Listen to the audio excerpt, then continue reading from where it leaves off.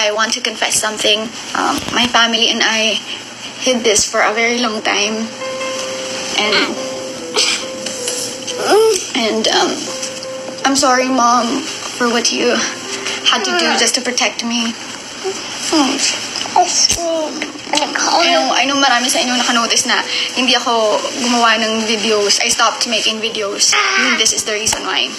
Here, I found out that I was pregnant May 12, 2014. I remember that day. It was sunny, but it was raining at the same time. Parang same siya nung nararamdaman ko.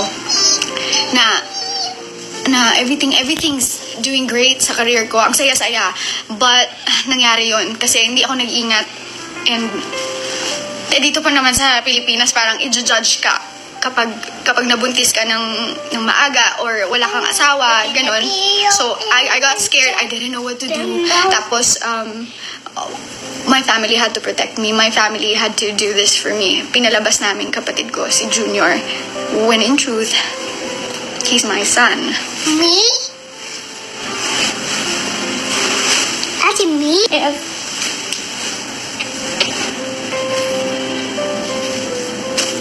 Looking back now, I wish I didn't do that.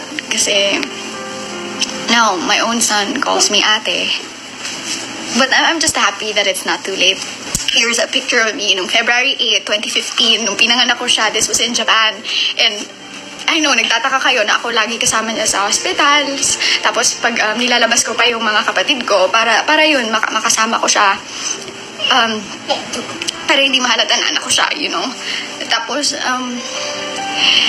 yun, ang dami rin nagtataka. Siyempre, siya yung pinakatisoy sa mga kapatid ko.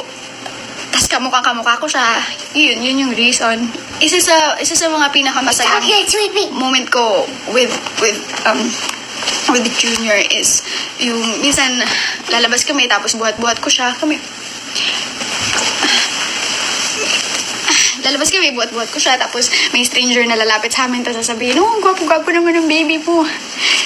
Kaya, sobrang saya ko kasi for a moment, naramdaman ko na ako yung mami niya.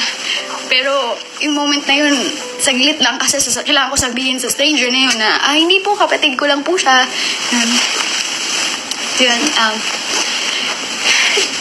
Sana hindi magbago yung tingin niyo sa akin kasi tao lang din naman ako. I make mistakes, tapos I didn't mean for all this to happen.